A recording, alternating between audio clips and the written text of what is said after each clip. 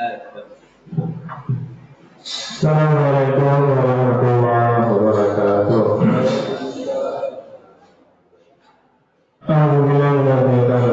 Bismillahirrahmanirrahim.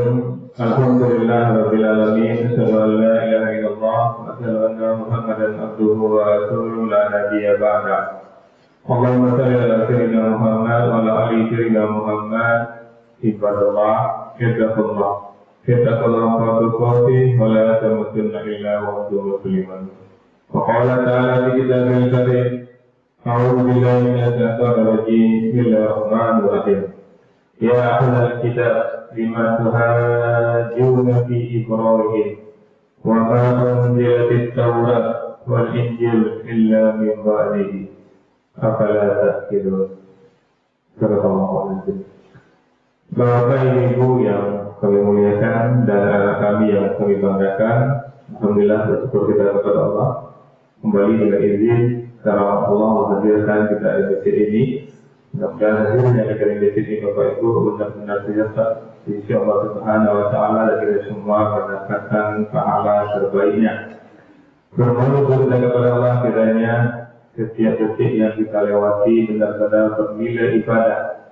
Dan bermohon kepada Allah kiranya hidayah Allah selalu menyertai hidup kita sampai kita tinggalkan dunia ini. Amin ya Allah ya Rabbal Alamin. Bapak Ibu penduduk surga yang masih berada di dunia yang kami muliakan, kita lanjutkan hikmah dan pelajaran dari ayat suci Al-Quran.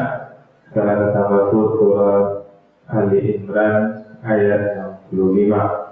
Yaitu larangan memutarbalikan agama Nabi Muhammad SAW untuk semua umat.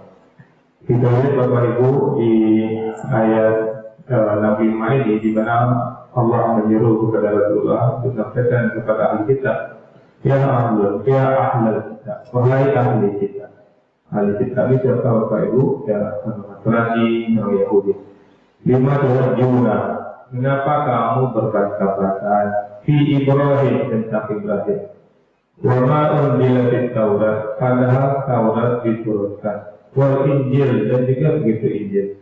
Ila min ba'di, setelah dia Ibrahim. Apakah kamu tidak mengerti? Ini 65, 64. Dia 64 Allah menyuruh kepada kesatuan tauhid antara umat Islam dan ahli kitab untuk sama-sama hanya menyembah Allah. Maka ayat 65 ini memperingatkan mereka agar tidak mengklaim Ibrahim berada dalam agama mereka. Jadi mereka mengatakan Ibrahim itu bagian dari mereka. Yahudi mengatakan itu, Nasrani juga mengatakan itu. Karena kitab mereka sendiri datang jauh setelah masa Ibrahim. Ini dikatakan bahwa Ibrahim tidak pernah mengenal Taurat maupun Injil, maka selain itu terakhir. Hikmah apa yang tidak ada Bapak Ibu? Jangan mengklaim tanpa ilmu. Mereka Nasrani, Yahudi mengklaim agama mereka yang benar, agama mereka agama Ibrahim. Sementara Nabi Muhammad datang setelah itu. Padahal Al-Quran menceritakan betul tentang Ibrahim, menceritakan betul tentang Yahudi dan Nasrani. Dia pertama, jangan mengklaim tanpa ilmu. Banyak orang mengklaim kebenaran tanpa dalil, mengikuti ajaran Nabi, padahal tidak sesuai dengan Al-Quran dan Sunnah. Dia mengerjakan sesuatu itu ikut-ikutan. Orang tuanya melakukan itu, dia melakukan itu. Kemudian ada orang tidak melakukan itu karena orang itu melihat hadis-hadis tidak ada Rasulullah melakukan itu. Cuma dibantah-bantahan tanpa itu.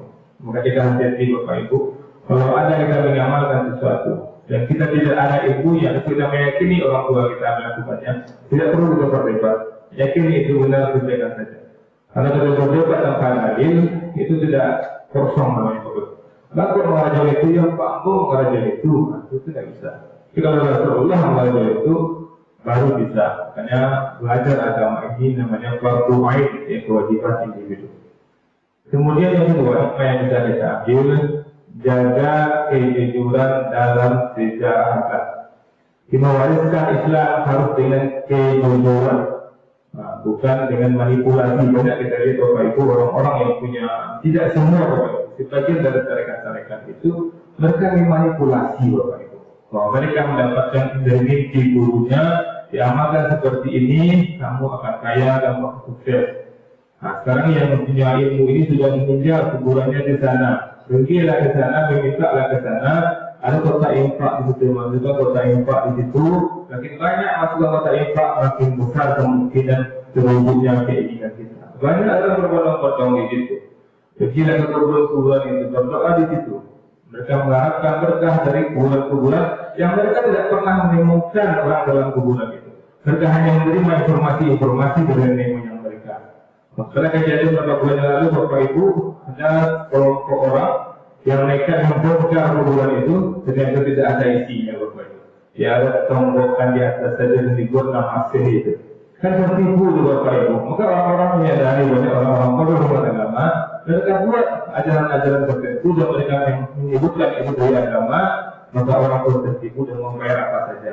Maka kita perlu Bapak Ibu sadar kata-katanya, tidak perlu berinfak kepada itu, berinfaklah kepada saudara kita. Lebih baik lagi infak terbaik itu kepada saudara. Ini dia berinfak itu kepada kuburan yang tidak jelas, mengharapkan keinginan terwujud. Maka penting sekali, sangat penting kita berilmu Bapak Ibu. Kemudian yang berikutnya, tauhid Ibrahim bersih dari syirik. Mereka mengatakan Ibrahim itu bagian dari mereka. Yahudi mengatakan Ibrahim bagian dari mereka. Nasrani mengatakan juga seperti itu, Ibrahim bagian dari mereka. Tapi mereka betul-betul syirik Bapak Ibu. Nabi Ibrahim itu membongkar dan bunuh orang, menghancurkan semua patung-patung. Maka Ibrahim terkenal dengan bapak tauhid. Sementara mereka menyatakan bahwa Isa anak Tuhan dan Uzair juga anak Tuhan. Maka klaim ini sudah bisa dibantah. Kalau memang benar-benar kita sama-sama dengan Ibrahim, agama kita agama Ibrahim, tentu tidak ada yang musyrikan di situ. Kemudian Bapak Ibu, dalam kita berdakwah kepada apa saja, mendahulukan akal sehat dalam berkata. Tidaklah kalian berakal. Insya Allah kunci ayat itu di sini mengatakan, apalah tak tidur, apakah kalian tidak berakal? Maka kita bisa masuk akal kita Bapak Ibu. Mungkinkah kita percaya kepada orang yang mengatakan kuburan ini, kalau kita pergi ke sini, apapun yang kita minta akan dapat? Mungkinkah itu?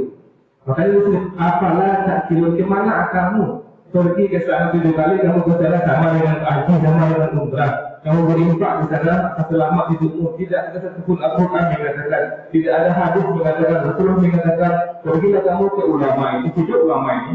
Tidak ada Rasulullah mengatakan, pergilah kamu ke ulama, kasih uang ulama. Tidak ada Rasulullah mengatakan. Apalagi kalau ulama itu sudah mati, berinfaklah untuk ulama itu. Rasulullah mengatakan ketika menjelang ajal itu, aku tinggalkan 2 perkara, Al-Quran dan Sunnah. Al-Quran dan Sunnah kita ulama itu. Al-Quran dan Sunnah, barang siapa yang berpegang pada Al-Quran dan Sunnah, lan tadiu abada, dia tidak akan sesat selama. Tentu untuk pelajaran agama kita perlu ulama. Ulama mana yang kita ikuti? Ulama yang bersih, yang benar. Kita rasakan di akal kita. Ada ulama mengatakan, besok ya, kayu semua sedang tua, bocok semua hidup, insya Allah yang surga. Aku ada yang mengatakan tidak kita ikuti sepanjang duitnya, kadang-kadang serbannya tidak tahu itu seperti itu. Makanya kita harus tetap berikut. Bagaimana? Assalamualaikum warahmatullahi wabarakatuh.